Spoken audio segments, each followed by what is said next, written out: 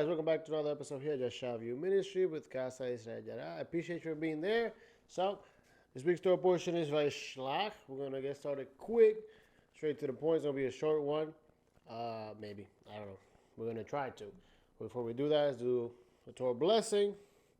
And we'll get started. Baruch Adonai Baruch Adonai L'olam Ma'ed, Baruch Atah Adonai Eloheinu melech haolam, Asher bahar banu mikol ha'amim benatan lanu et torato.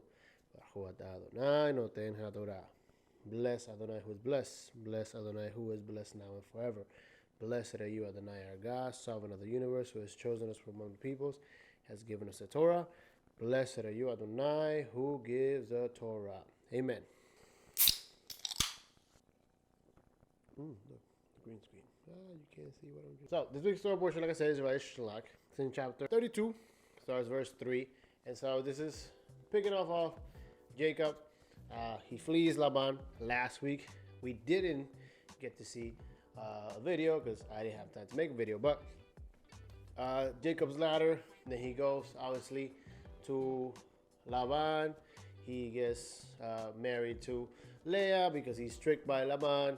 Then he marries Rebecca eventually. He has 11 sons, 4 wives.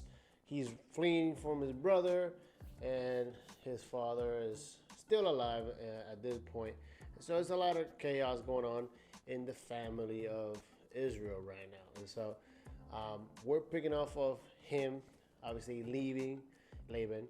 And Laban is basically made a covenant with him, letting him know that because he couldn't find his figurines, the title of property, he made a covenant basically saying, you don't cross into my land, I don't cross into your land, you don't take my stuff, I don't take your stuff, and we'll keep it there. Obviously, Jacob has no interest in Laban's inheritance because Elohim has promised him something. But Jacob is going to encounter his brother. And so we're going to focus on that and we open the story portion and we're going to dive into chapter 34 mainly. So let's get started. So as we start portion, like I said, Vayishlach, Genesis 32 verse 3 to Genesis 36 verse 43. The Haftarah portion or the portion of the prophets is Hosea chapter 11 verse 7 to Hosea chapter 12 verse 12. And Abdiah chapter 1 verse 1 to 21, and in the Brit Hadashah, the New Testament portion, is Matthew chapter 2 verse 13 to 23. Now, last week's Parashat, it say, told how Jacob escaped his brother Esau's wrath by fleeing to his relatives in Haran. On his way there, God appeared to him in a dream of a ladder reaching from the ground to the sky, with the angels of God climbing up and down. And there renewed the covenant of Abraham with him. However, after arriving in Haran and agreeing to work as Laban's hired hand for 7 years to marry his daughter Rachel, his uncle tricked him into marrying his older daughter Leah first, and then demanded he work 7 more years to earn the right to Rachel's hand. The 2 sisters and their handmaids viewed for Jacob's love by giving birth to his 11 sons and 1 daughter. Meanwhile, Jacob worked another 6 years to earn his own livestock, but finally fled from Laban back to Canaan after living through 20 years of his uncle's oppression. This was last week, and basically Jacob, he's tricked. Laban tricks him 10 times, and obviously Laban is taking advantage of Jacob's blessing because Jacob is chosen. He is the firstborn, dictated by Esau giving him the birthright. Then obviously Rebecca basically leading him to trick his father, and eventually he flees. And so he's the firstborn. He's meant to marry Rachel, but in reality, because he is the firstborn goes with the firstborn. In this case, it was Leah, so he was tricked to sleeping with Leah, but obviously it was planned by his uncle. Now, let's keep reading. So, this week's story portion begins with Jacob sending messengers to his estranged brother Esau in the land of Edom in hope of reconciliation, right? So this week's Torah portion starts with Vayishlach Jacob Malachim Lepana El Esau Achim Arasa Seir Sedae Edom. And Jacob sent messengers before him to Esau his brother unto the land of Seir, the country of Edom. The messengers returned from their meeting with Esau and told Jacob that his twin brother was on his way to meet him with 400 armed men. Jacob became afraid that Esau would try to carry out his previous intentions of killing him, and therefore divided his family and possessions into camps so that one could escape if the other was attacked. So obviously this is from last week's Torah portion, or 2 weeks ago, where obviously Esau says that he was going to kill Jacob after his father's death. And so now this is the first time that Jacob is going to encounter Esau after he has basically created a whole family, 4 wives, 11 children, and everything that he has was meant for Esau. And so now he's going to confront him, and he's afraid because he sends gifts and messengers on behalf to his brother, and the message that he's received is that he's coming with 400 men. Okay, so he's afraid, he's stressed. Okay, now let's keep reading. We're going to focus on the defilement of Dinah. So this is chapter 34. Yeah, after setting into the land, Jacob's only daughter Dinah decided that to visit some of the local women, but was abducted and raped by a crown prince of the city.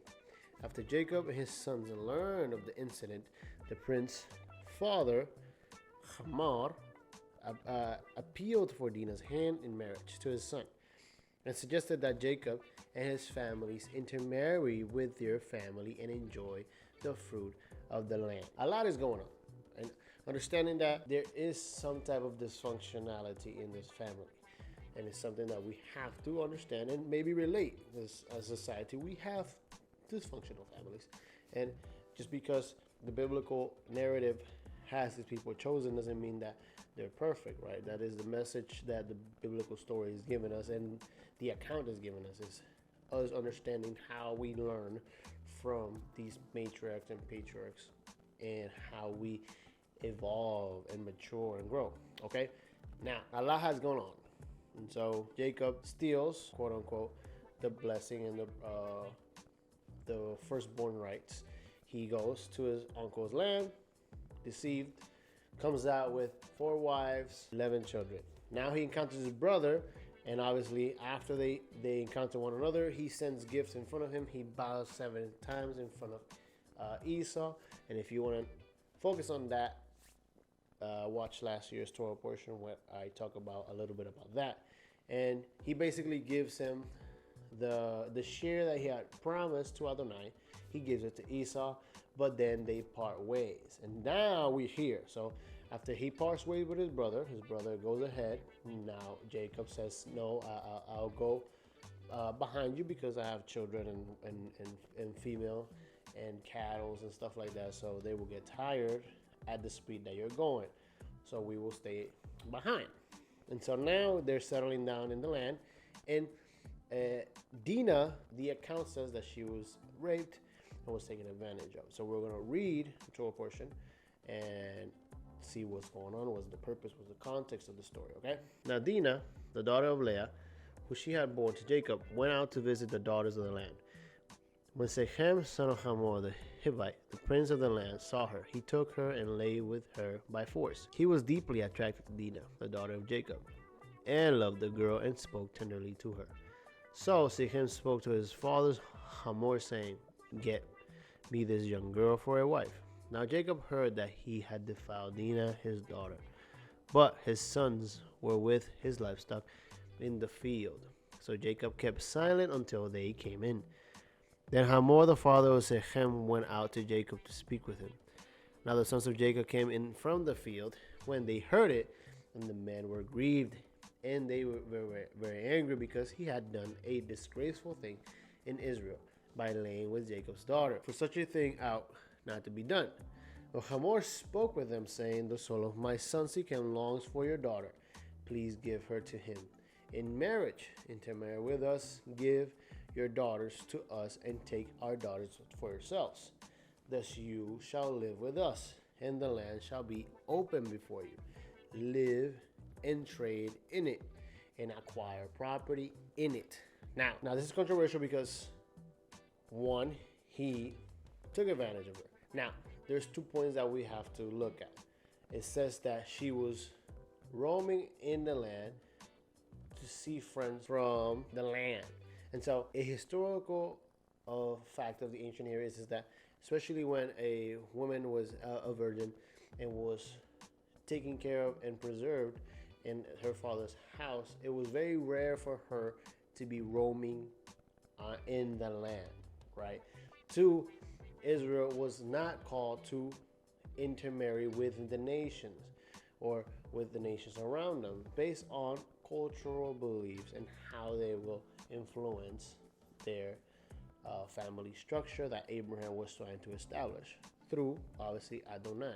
And so this narrative that she is in the land walking by herself freely can be misinterpreted, or could be interpreted as she was basically in the wrong place and hence at the wrong time. And so there's many speculations about her really not being raped, her being obviously consensual about this. We're not going to get into the speculations. We're just going to focus on what the text says for now and look at the picture that is imprinted, because now, whether consent or no consent, this man is asking for the hand of this woman, and in our culture that is insane. But in their culture, it's normal that this man fulfills this duty to, you have taken advantage of our daughter, you have dishonored my house, and you have profaned her, and now the way that you restore my honor and her purity, in a sense, is you doing what's right and being responsible for her and paying me as the father, in the case, the appropriate payment. So let's keep reading, and we're going to keep getting a little bit into this.